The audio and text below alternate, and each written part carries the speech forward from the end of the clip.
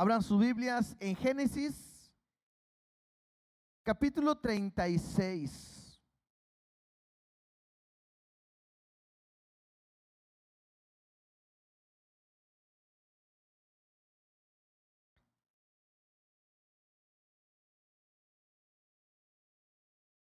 Cada vez vamos avanzando más en este libro. Hace no sé cuántas semanas, ¿verdad?, que empezamos a ver desde Génesis capítulo 1 y ya vamos en el 36, ya ha sido una bendición.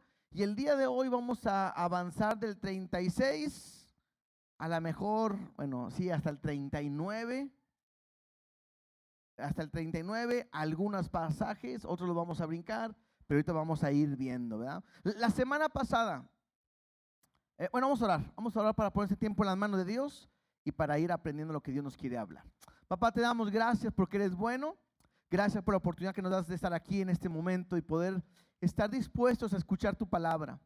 No permitas que ninguna palabra que no sea tuya salga de mi boca, y al contrario, que toda tu palabra pueda enseñarnos, redarguirnos y mostrar lo que tú tienes para con nosotros. Habla en nuestras vidas, manifiesta tu poder y tu espíritu en nuestras vidas. En el nombre de Jesús te damos gracias. Amén y amén.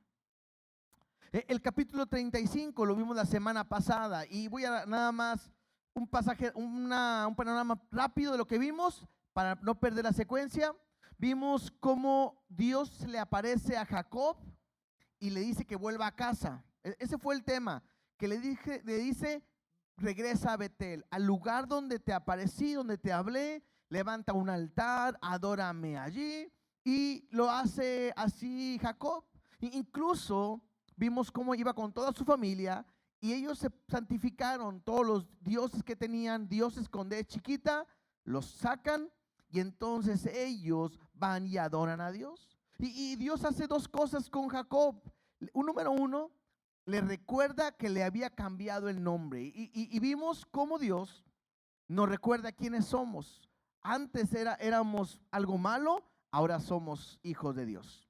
Y también algo que Dios le hace es que Dios le recuerda quién es Él y que va a cumplir su propósito. Entonces, eso es lo que vimos acerca de Jacob. Vimos al final que muere Raquel. Vimos que también al final Jacob llega a la casa de su padre. Isaac muere. Y al final vimos una historia, una imagen donde Jacob y Esaú juntos están enterrando a su padre. ¿Sí? Ese fue el capítulo 35. El capítulo 36 me habla de la descendencia de Esaú. Habla quiénes fueron sus mujeres, habla de sus hijos, su familia.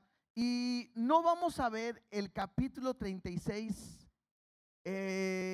porque es estar hablando y mencionando nombres de personas y personas, a veces difíciles de decir, de mencionar. Y entonces, de tarea, ustedes leen el capítulo 36 en su casa. Y nada más, cosas a resaltar. La palabra que más se repite en este capítulo es Edom. La frase que más se repite es Esaú es Edom, ¿sí? Acuérdense que Jacob y Esaú son hijos de Isaac. Y de Esaú, que es Edom, vienen los edomitas. Y fue un pueblo que constantemente estuvo en contra de Dios. ¿Sí? Entonces prácticamente eso es lo que pudiéramos resaltar del capítulo 36. Como referencia, Números, los que anotan ahí, por favor, Números 20, del 14 al 21. Esto nos cuenta una historia de cuando el pueblo salía de Egipto. Moisés envió embajadores a Edom y le dice a Edom, que es Esaú: somos tus hermanos, somos de tu familia, estuvimos en Egipto, estuvimos siendo maltratados y todo. Dice, y clamamos a Jehová, Él nos escuchó, Dios nos ha rescatado y te rogamos que nos permitas pasar por tu tierra. Y Edom le dice, tú no vas a pasar por aquí. Entonces Moisés le manda a decir, mira, no vamos a quedarnos, vamos a ir por la tierra, por la parte principal. Si tomáramos agua, comiéramos algo, te lo vamos a pagar, no hay ningún problema. Y Edom le responde, no, por mi país no vas a pasar, y de otra manera yo voy a salir armado. Y lo que hace Israel es que no pasa por ahí porque no lo dejaron pasar, y se desvía Israel por otro lado. Y a través de esto que comete Edom, Dios manda juicio o tiene consecuencias el pueblo de Edom. ¿Sale? Lo pueden leer, lo pueden aprender. Simplemente es como ver rápidamente el capítulo 36. Muy bien. Y vamos a pasar al capítulo 37. Ahora sí voy a explicar un poquito más. Recuerden que cuando empezamos Génesis, yo dividí el libro de Génesis en 3 partes. Del capítulo 1 al capítulo 11 vimos la creación. Vimos la historia de la humanidad, el origen del universo. Y hablamos de cómo Dios creó los cielos y la tierra. Y vimos toda esa primera parte, del 1 al capítulo 11. Del capítulo 12 al 36, que acabamos de terminar ahorita de una manera rápida, vimos la historia de Abraham, de Isaac y de Jacob. ¿Sí? Abraham sale de su tierra y su parentela a una promesa que Dios le ha traído para él. Vimos a Isaac, donde la promesa continúa ahí. Y hemos terminado de ver la vida de Jacob, un hombre que era un engañador, un hombre que era un hombre mentiroso, y cómo Dios cambió su vida. Y es lo que estuvimos aprendiendo del capítulo 12 al 36. Hoy empezamos el capítulo 37. Y desde el 37 hasta el 50 vamos a ver la vida de José. Este José es un hombre distinto, porque vamos a estar viendo en la vida de José, a diferencia de Jacob, que era un engañador y un usurpador, José es una persona íntegra y honesta. Interesante que en toda la Biblia no encontramos ninguna descripción de que José haya pecado. No quiere decir que no pecó, porque la Biblia me dice que todos somos pecadores. Pero la Biblia no me muestra o me señala a algún punto del pecado de José. Y es que José se convierte en una figura de Jesucristo, de aquel que vendría y viviría una vida perfecta, sin pecado. Jesús sí, sin pecado, sin engaño, para morir por nuestros pecados. Pero bueno, vamos a ir viendo poco a poco. José es una figura de Cristo, y lo vamos a ir aprendiendo el día de hoy. Capítulo 37, versículo 1. Vamos a avanzar. Dice: habitó Jacob en la tierra donde había morado su padre, en la tierra de Canaán. Esta es la historia de la familia de Jacob, y se va a enfocar en José. Siendo de edad de 17 años, apacentaba las ovejas con sus hermanos. Y el joven estaba con los hijos de Bila y con los hijos de Silpa, mujeres de su padre. E informaba a José, a su padre, la mala fama de ellos. Y amaba a Israel, a José, más que a todos sus hijos, porque lo había tenido en su vejez. Y le hizo una túnica de diversos colores. Y viendo sus hermanos que su padre lo amaba más que a todos sus hermanos, le aborrecían y no podían hablarle pacíficamente. Este es José. Aquí empezamos a ver la historia de José, y me dice la Biblia que es un joven de 17 años. Lo que resalta dentro de lo que acabamos apenas de leer es que el padre de José, que es Jacob, le hizo una túnica de diversos colores.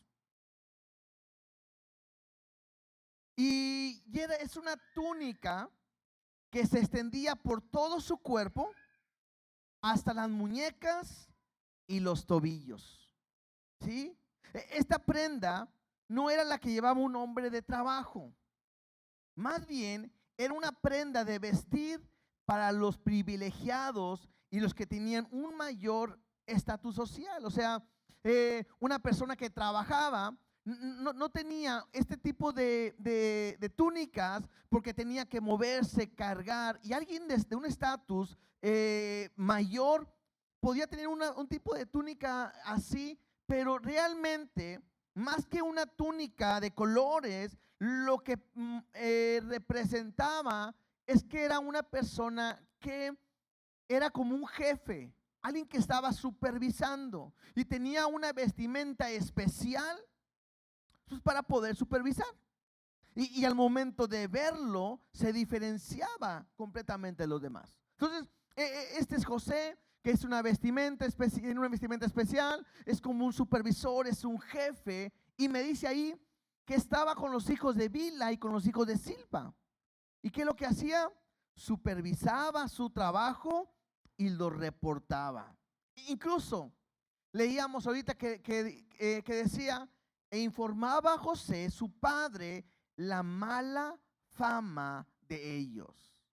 Alguno pudiera decir, quizás José era medio chismoso, porque iba y le reportaba a su padre lo que sus hermanos hacían, pero no es así, sino que era su responsabilidad de él ver qué es lo que pasaba, ver las cosas que sucedían y reportarlo a su padre. Y me dice la Biblia claramente, porque en ellos había una mala fama. Y él reportaba. Y mira, hay un versículo en Levíticos, capítulo 5, versículo 1, que es muy interesante en base a esto que estamos leyendo. Levíticos, capítulo 5, versículo 1, dice así: si alguno pecare por haber sido llamado a testificar, y fuere testigo que vio o supo, y no lo denunciare, él llevará su pecado. ¿Sí? O sea, ¿qué es lo que me está diciendo? Si una persona se da cuenta de algo que alguien más hizo y es llamado a testificar y no digiere lo que pasó, bueno, él será responsable en cuanto al pecado. Entonces, es lo que está haciendo José. José tiene que ver lo que pasa con sus hermanos, ese es su trabajo, esa es su responsabilidad, y lo que él hace simplemente es reportar. Y aprendamos algo. Lo que veo aquí en José se llama integridad. Porque no es fácil. ¿Cuántas veces nosotros, los que tenemos hermanos, le tapamos algo a nuestros hermanos? Nosotros que somos ahorita papás, nos damos cuenta cuando nuestras hijas, una le tapa a la otra. Y cuando nos damos cuenta, nos las ejecutamos a todas, ¿verdad? Las que participaron. Por ahí dice, tanto peca el que mata a la vaca como el que le agarra la pata, ¿no? Entonces lo que hace José simplemente es reportar lo que había estado, lo que sucedía. ¿Sí? Era un hombre íntegro. Ahora, ¿qué consecuencias tenía esto? En el versículo 4 dice, y viendo sus hermanos que su padre lo amaba más que a todos sus hermanos, le aborrecían y no podían hablarle pacíficamente. O sea, ¿qué es lo que pasaba? Pues lo aborrecen.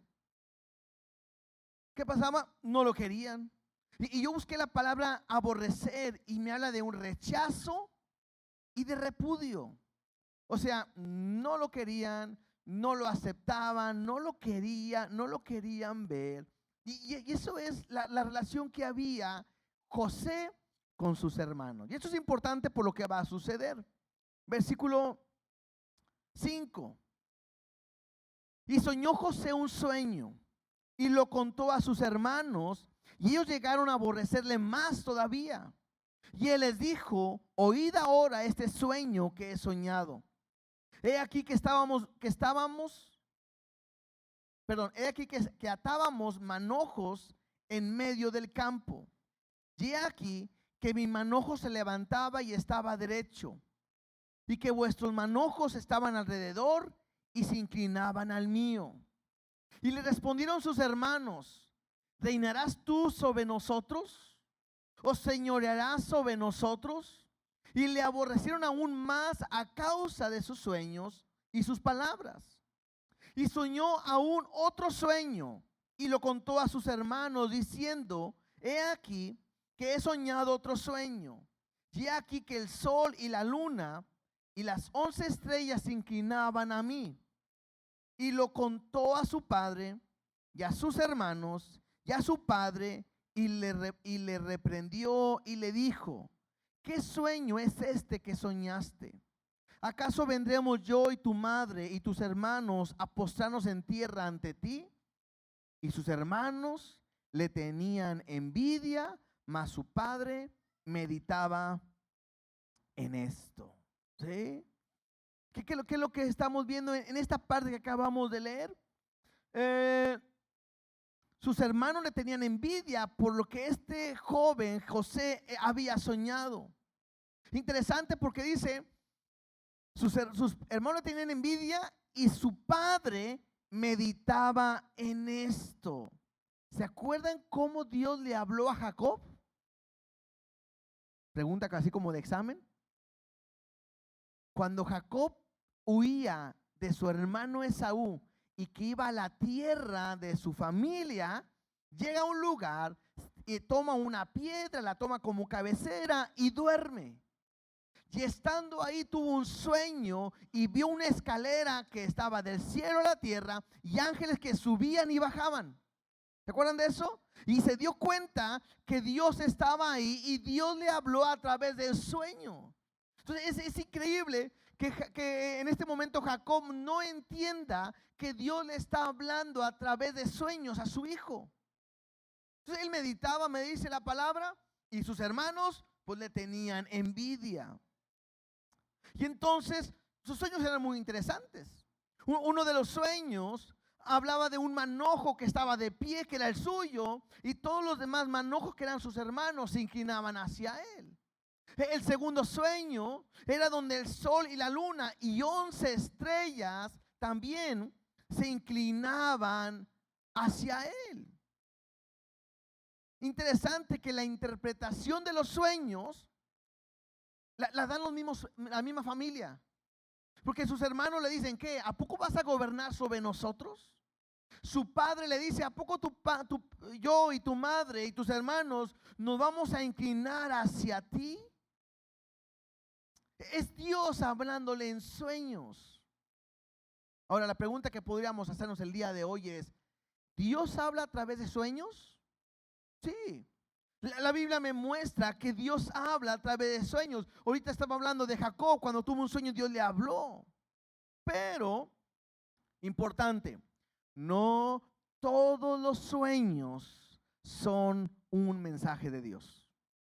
Esto es importante, porque a veces somos muy dados a que soñé esto y, oye, soñé que se me caían los dientes y, un muerto va a haber, ¿no? Soñé que... no sé qué me decían, que la otra vez soñé algo y no, eso es prosperidad y bendición y no sé. Y de repente caemos en todo esto y andamos buscando. Soñé que te morías.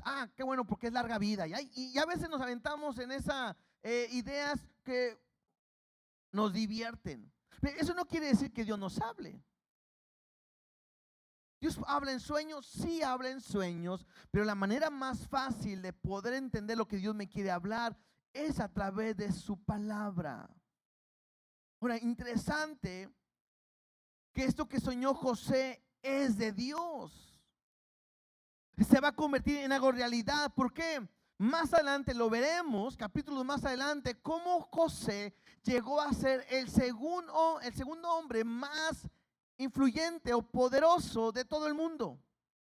Porque el faraón era el número 1 de aquel tiempo y el segundo era José. Y José podía hacer todo lo que él quisiera.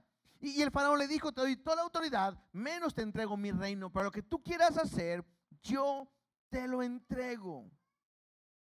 Y vamos a ver más adelante cómo los hermanos de José efectivamente se van a inclinar hacia él. Y no va a ser una vez, no van a ser 2 veces, 3 veces se van a inclinar hacia José. Entonces, lo que Dios le está diciendo se va a cumplir. Ahora, también quiero resaltar algo importante en esto de sueños. No se trata del sueño, de un sueño de José. Porque de repente un sueño es un anhelo. Ay, es que yo tengo un sueño de un día tener una empresa. O tengo un sueño, no sé, a lo mejor un sueño como iglesia sería un día tener un local de nosotros, amplio, grande, estacionamiento, con escuela, con canchas, con alberca y con todo. ¿Les gustaría o no les gustaría? A mí sí me gustaría. ¿Sería un sueño? Claro. Sería un sueño. Pero ese puede ser mi sueño o el sueño de nosotros, pero a lo mejor no es el sueño de Dios.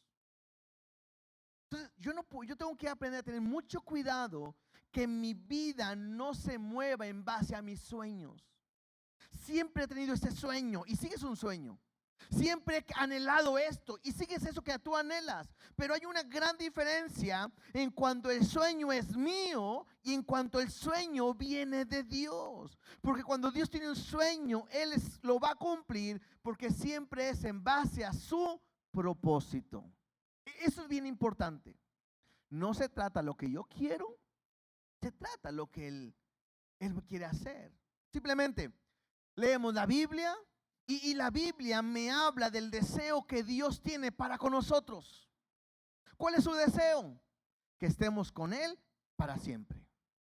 Y si Él lo prometió, ¿qué va a pasar? Se va a cumplir. Porque lo que Él promete, Él lo cumple. Y nuestra tarea es no buscar nuestros sueños, sino buscar el propósito y la voluntad de Dios. Ahora, algunas veces he visto y estaba leyendo algunos comentarios y algunos atacan a José como de ser muy orgulloso y soberbio al contar sus sueños. Pareciera, algunos lo ven como si de repente él llega con sus hermanos y le dicen: tuve un sueño donde yo voy a gobernar y ustedes se van a inclinar. Pero cuando yo leo el pasaje, yo nunca veo esa actitud de José. Yo veo a José que les cuenta un sueño. Y el sueño es tan sencillo de decir: ¿sabes qué? Tuve un sueño, había un manojo que se paraba y los demás se inclinaban. Y yo no veo a José diciendo: y ustedes me van a obedecer a mí. No. Él simplemente cuenta el sueño y son los demás que están dando una interpretación. Es José diciendo: veo el cielo, las estrellas, eso es la luna y las estrellas, inclinándose a mí. Y es el Padre diciéndole: ¿a poco también nosotros nos vamos a inclinar? Yo veo a un joven de 17 años contando un sueño de la manera más normal. Y es más, pienso que si no lo hubiera soñado José, lo hubiera soñado cualquiera de los otros hermanos, igualmente lo hubiera comentado. Porque es algo normal el poder comentar lo que está pasando. Y incluso van a pasar 22 años para que esos sueños se hagan realidad. Entonces hay palabras, hay promesas que Dios te da y que no se van a cumplir en el instante, sino que van a pasar mucho tiempo. Versículo 12, vamos a seguir leyendo. Después fueron sus hermanos a apacentar las ovejas de su padre en Siquem. Sí, nada más como referencia, Siquem fue el lugar donde Simeón y Leví entraron y mataron a todos. Creo que es el capítulo 34 cuando lo vimos. Y entraron los demás hermanos y despojaron todo. En un lugar donde habían hecho algo malo, ¿verdad? Versículo 13. Y dijo Israel a José. Interesante, o acuérdense, Israel es Jacob. Y le dijo Israel a José: tus hermanos apacientan las ovejas en Siquem. Ven y te enviaré a ellos. Y él respondió: heme aquí. E Israel le dijo: ve ahora, mira cómo están tus hermanos y cómo están las ovejas y tráeme la respuesta. Sí, o sea, ve y dame un reporte, ve y ve cómo están haciendo, qué están haciendo, ve los animales, ve todo y ven y dime lo que están haciendo. Y lo envió del valle de Hebrón y llegó a Siquem. Y lo halló un hombre andando él errante por el campo, y le preguntó a aquel hombre diciendo: ¿qué buscas? Y José respondió: busco a mis hermanos, te ruego que me muestres dónde están apacentando. Y aquel hombre respondió: ya se han ido de aquí, y yo les oí decir: vamos a Dotán. Y entonces José fue tras sus hermanos y los halló en Dotán. Cuando ellos lo vieron de lejos, antes que llegara cerca de ellos, conspiraron contra él para matarle. Y dijeron el uno al otro: he aquí, viene el soñador. Ahora pues, venid, matémosle y echémosle en una cisterna. Y diremos: alguna mala bestia lo devoró, y veremos qué será de sus sueños. Cuando Rubén oyó esto, es el mayor, lo libró de sus manos y dijo: no lo matemos. Y les dijo Rubén: no derraméis sangre, echarlo en esta cisterna que está en el desierto, y no pongáis mano en él, por librarlo así de sus manos, para hacerlo volver a su padre. Sucedió pues que cuando llegó José a sus hermanos, ellos quitaron a José su túnica, la túnica de colores que tenía sobre sí, y le tomaron y le echaron en la cisterna, pero la cisterna estaba vacía, no había en ella agua. Entonces, ¿qué vemos en esta parte? Los hermanos ven que José viene y conspiran contra él. ¿Qué dicen? Vamos a matarlo. Acuérdense que no lo querían, lo aborrecían. Y dicen: vamos a matarlo. Él había ido a ver cómo estaba todo con los hermanos animales para dar cuentas. Y cuando él va llegando y lo ven, incluso no le dicen: ahí viene José, sino que él dice: ahí viene el soñador. Y lo dicen como una manera despectiva, como un apodo. Incluso me llama la atención que ellos se preguntan para ver qué pasa con sus sueños. Esto me llama la atención porque dice: vamos a matarlo. Dios le dijo que íbamos a inclinarnos a él, matémoslo, a ver qué pasa con los sueños. Y interesante, porque ellos están queriendo matar a su hermano. Y puedo aprender algo. La intención de matar a una persona no solamente está en el hacerlo, también está en la intención, en el pensamiento, en la intención de corazón. Como referencia, Mateo 5, 21 y 22, Jesús dice esto, Mateo 5, 21 y 22. Oísteis que fue dicho a los antiguos: no matarás, y cualquiera que matare será culpable de juicio. Dice Jesús: pero yo os digo que cualquiera que se enoje contra su hermano será culpable de juicio. Interesante cómo Jesús lo ve. Y cualquiera que diga necio, la palabra necio es tonto, a su hermano será culpable ante el concilio. Y cualquiera que le diga fatuo quedará expuesto al infierno de fuego. Jesús de repente compara el hecho de matar a una persona. Es lo mismo de enojarte, de pelear, de decirle tonto o necio a una persona. Entonces, ellos quieren matar a José. Llega Rubén, que es el mayor, y dice: no lo matemos, no nos manchemos con sangre. ¿Por qué mejor no lo metemos en la cisterna y le decimos a papá que algo le pasó? La idea de Rubén era después sacarlo y llevarlo con su padre. Entonces, ellos estuvieron de acuerdo, y cuando llega José, le quitan la túnica. Yo creo que se empiecen a imaginar la escena a partir de ahora. Llega José y todos lo agarran, y a lo mejor, ¿qué piensa? ¿Qué está pasando? Y le empiezan a quitar la túnica, ¿sí? Y lo agarran y lo meten a una cisterna, ¿sí? La túnica representa el amor de su padre. Se lo están quitando, lo meten a una cisterna. Y a mí me llama la atención el versículo 25. Porque dice, y se sentaron a comer pan. Entonces, a mí no les importó. Agarran a José, lo meten a la cisterna, ellos se ponen a comer y pareciera que nada sucedía. Ahora, la Biblia no me dice aquí, pero ¿cómo se pueden imaginar la vida de José o la situación de José? ¿Qué estará haciendo? ¿No dijo nada? ¿Se quedó callado? Génesis 42:21 me muestra algo. Vamos allá, por favor. Génesis 42:21. Más adelante lo vamos a estar viendo. Pero esto es cuando ya sus hermanos se encuentran con José. Después de esto que acaban de hacer. Y mira lo que dice. Y decía el uno al otro en sus hermanos: verdaderamente hemos pecado contra nuestro hermano, pues vimos la angustia de su alma cuando nos rogaba y no lo escuchamos. Por eso ha venido sobre nosotros esta angustia. Yo me imagino la escena.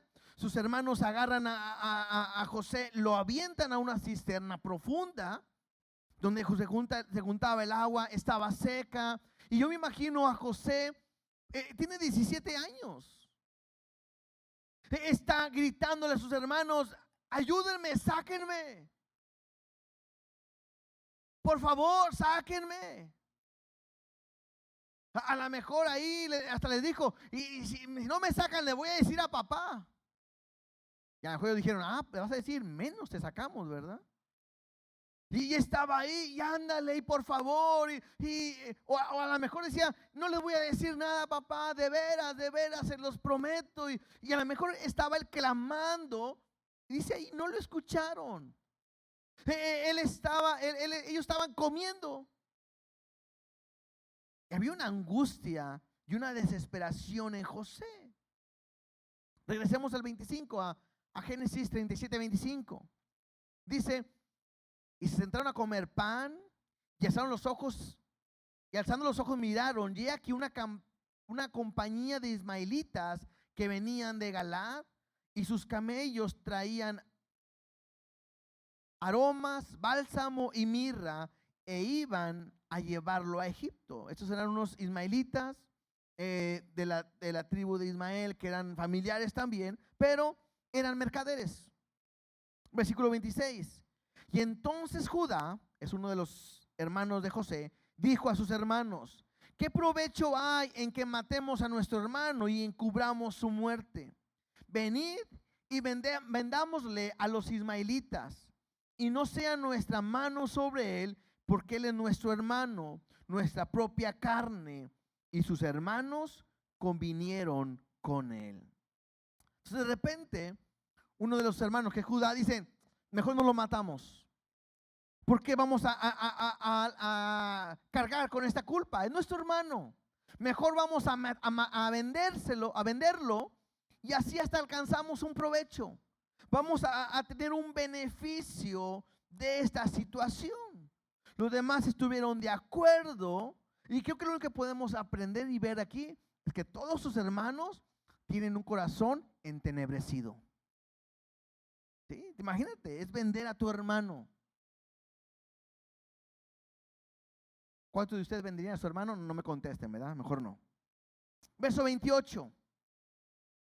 Y cuando pasaban los madianitas mercaderes, sacaron ellos a José de la cisterna y le trajeron arriba y le vendieron a los ismaelitas por 20 piezas de plata, y llevaron a José a Egipto. Igual, no perdamos la escena. Quizás José sigue gritando: ayuda, sáquenme, ya no quiero estar aquí. Y de repente, él no sabe qué está pasando, le avientan una cuerda o lo sacan, y quizás él de repente como que se relaja, y a lo mejor pudo haber dicho: ay, yo sé que era un juego, ¿verdad? Se pasaron, a ver si se pasaron. Me hicieron sufrir. Pero estando ahí y viendo más gente, lo amarran y lo entregan y lo están vendiendo. Una escena triste. Algunos comentaristas dicen que un esclavo costaba unas 30 piezas de plata. Y por eso solamente pagan 20 piezas de plata. Pero lo que más me interesa o pudiéramos ver es que creo que en ese momento José está destrozado. Le han quitado una túnica que le hablaba del amor de su padre y la había perdido. Estaba siendo entregado por sus hermanos. ¿Te puedes imaginar el dolor? El rechazo que estaba sintiendo. Y creo que también vergüenza al momento de ser entregado ante unas personas y ser vendido como esclavo. Verso 29. Después Rubén volvió a la cisterna, él no estaba ahí, y no halló a José dentro y rasgó sus vestidos. Cuando él rasga sus vestidos es una señal de dolor. Y volvió a sus hermanos y dijo: el joven no parece, y yo, ¿a dónde iré yo? O sea, lo que Rubén dice, ¿dónde está? Quizás él ha pensado que lo han matado y dicen: ¿qué voy a hacer? ¿A dónde me iré si ya lo mataron? ¿Qué le vamos a decir a nuestro padre? Verso 31. Y entonces tomaron ellos la túnica de José y degollaron un cabrito de las cabras y tiñeron la túnica con la sangre y enviaron la túnica de colores y la trajeron a su padre y dijeron: esto hemos hallado, reconoce ahora si es la túnica de tu hijo o no. Y él la reconoció y dijo: la túnica de mi hijo es, alguna mala bestia lo devoró, José ha sido despedazado. Y entonces Jacob rasgó sus vestidos y puso cilicio sobre sus lomos y guardó luto por su hijo muchos días. Y se levantaron todos sus hijos y todas sus hijas para consolarlo. Mas él no quiso recibir consuelo y dijo: descenderé enlutado a mi hijo hasta el Seol. Y lo lloró su padre. ¿Qué escena otra vez? ¿Qué imagen tan fuerte, ¿no? ¿Qué corazón de los hijos?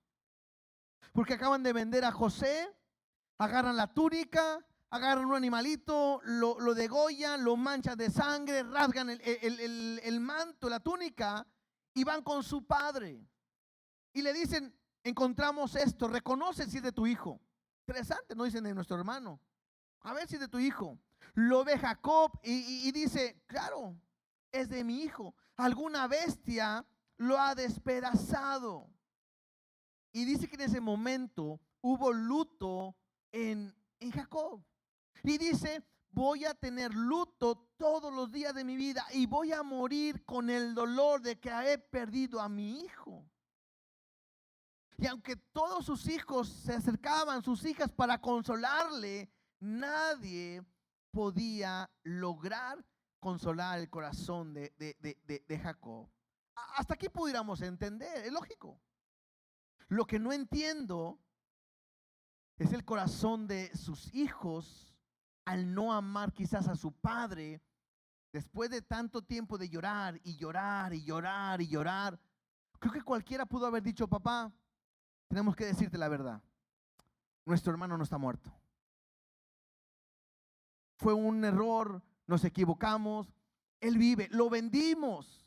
Perdónanos, vamos a rescatarlo, vamos por él, pero lo haremos por ti, porque te amamos. Pero me llama la atención que ellos no dijeron nada.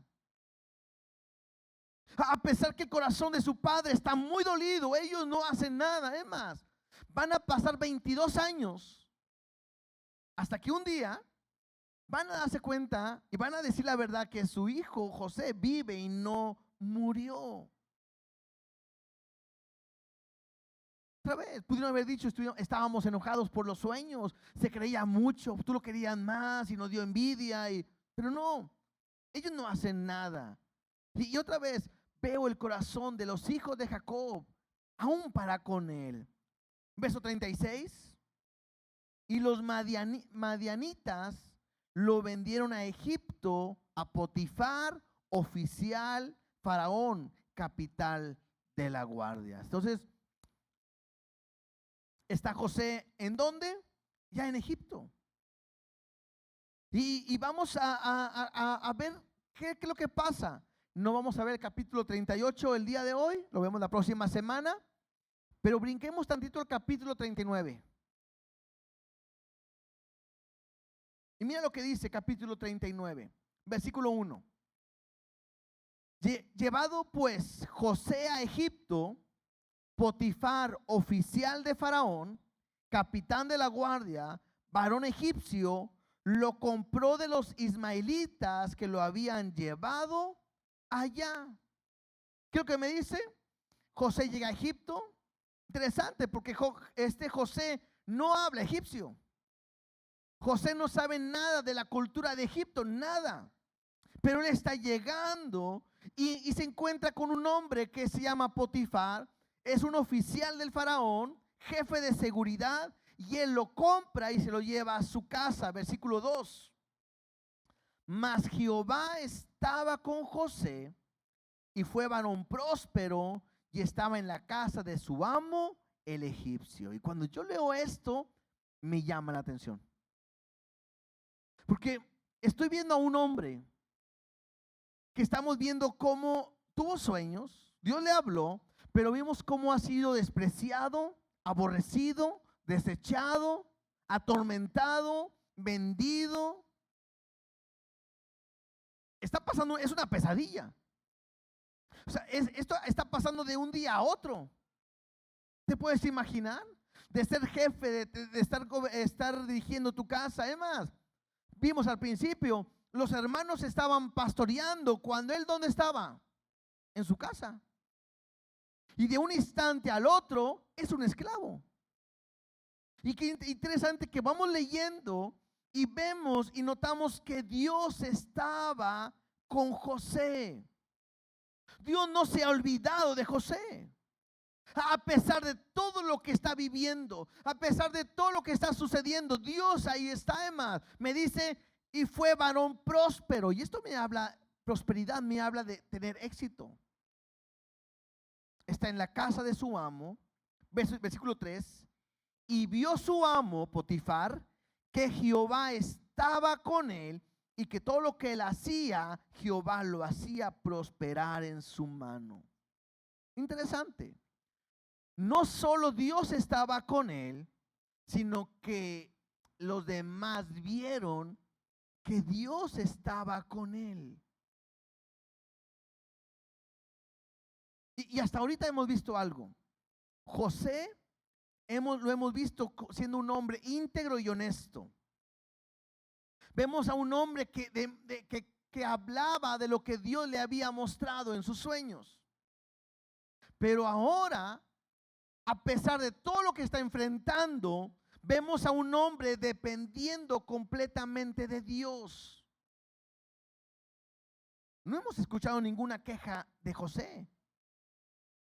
No se queja de nadie, ni con Dios. Y puedo aprender algo. José está pasando en un proceso para llegar al cumplimiento de las promesas de Dios. Otra vez, José está pasando por un proceso para poder llegar a las promesas que Dios va a cumplir en su vida. Versículo 4. Hacía yo José gracia en sus ojos y le servía. Y él le hizo mayordomo de su casa y entregó en su poder todo lo que tenía. Veo a un José con una buena actitud. Te hago una pregunta.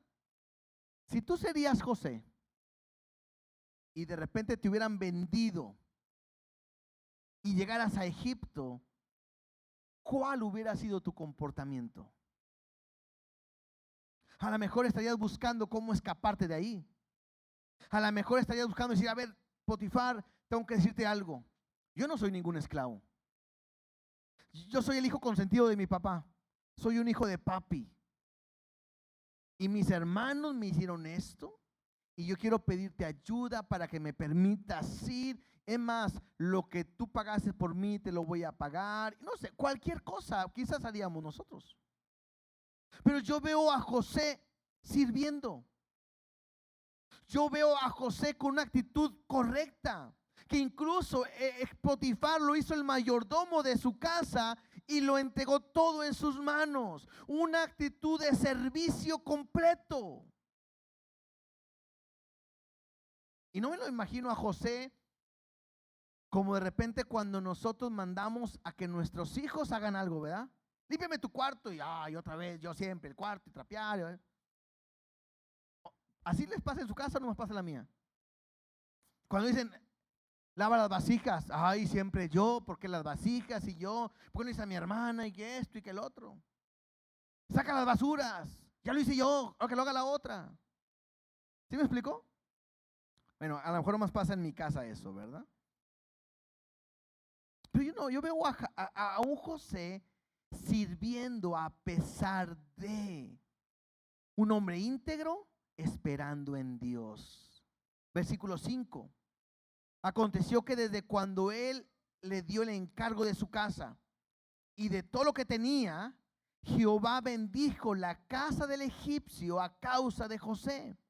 Y la bendición de Jehová estaba sobre todo lo que tenía, así en casa como en el campo. Y al leer esto, me acuerdo de lo que dice Colosenses 3, 23 y 24, dice, y todo lo que hagáis, hacedlo de corazón como para el Señor y no como para los hombres. Dice, porque sabéis que del Señor recibiré la recompensa. Yo veo un hombre, y quiero que lo veamos a José de esta manera. Un hombre con una actitud completa, esperando en Dios. Y por último versículo, hasta aquí vamos a detenernos el día de hoy. Y dejó todo lo que tenía en mano de José, hablando de Potifar, y con él no se preocupaba de cosa alguna, sino del pan que comía, y era José de hermoso semblante y bella presencia. O sea, Potifar descansaba tanto en José que él nomás llegaba a su casa y él se preocupaba por lo que iba a comer.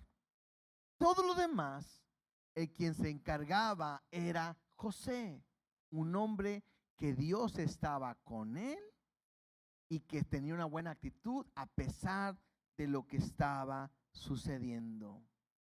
Era un hombre íntegro porque confiaba en Dios. Y quiero terminar con esto. ¿Qué podemos aprender de esta historia? ¿Cómo lo puedo aplicar a mi vida? Hay mucho que aprender. Creo que lo que más puedo aprender es que José me muestra cómo debe de ser mi caminar en mi diario vivir. ¿Por qué? Porque todos nosotros tenemos una promesa de parte de Dios. Recordemos, la promesa de Dios sobre José era que un día sus hermanos y su familia se iban a inclinar hacia él. Y para eso iba a ponerlo en un lugar especial. La promesa que Dios te ha hecho a ti y a mí es que un día estaremos con él para siempre. ¿Cierto? ¿Cuántos anhelan estar un día con el Señor, en su presencia, en el cielo? Yo sí. Ahora, todo lo que está viviendo José, y vamos a ver más adelante más cosas, es un proceso para un día Dios cumplir su promesa.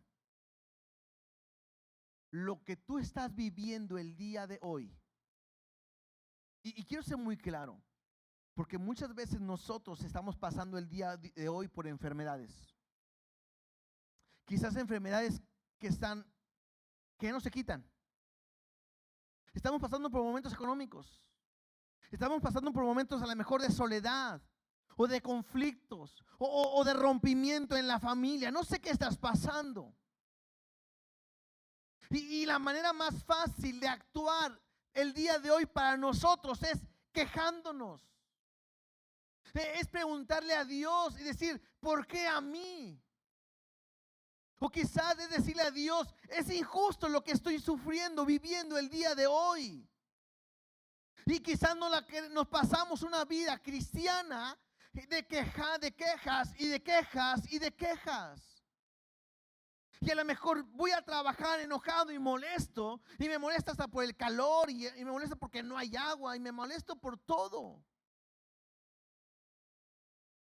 Cuando yo tengo que aprender la vida de José, que él no hizo nada malo tampoco, que él no hizo nada indebido tampoco, y Dios lo va a meter por un proceso de dolor, de angustia, lo veíamos ahorita, pero con un solo propósito: de cumplir la voluntad de Dios sobre su vida. No me quiero adelantar, pero si no lo hubieran vendido sus hermanos, no hubiera llegado a Egipto. Si no hubiera llegado a Egipto, quizás no iba a tener la prueba con la esposa de Potifar. Estoy espoleando la historia y algunos ya lo saben. Si no fuera así, no hubiera metido a la cárcel. Si no hubiera metido a la cárcel, no hubiera interpretado los sueños. Si no hubiera interpretado los sueños, no hubiera llegado con el faraón. Si no hubiera llegado con el faraón, no hubiera sido el segundo. Si no hubiera sido el segundo, no hubiera salvado a su familia. A veces no entendemos por qué Dios te pasa por una enfermedad. A veces no entiendes por qué Dios te está pasando por un momento de escasez económica. A veces no entiendes por qué Dios está tratando con tu vida. Y lo más fácil de decir es: ¿por qué a mí, Dios? Me es injusto.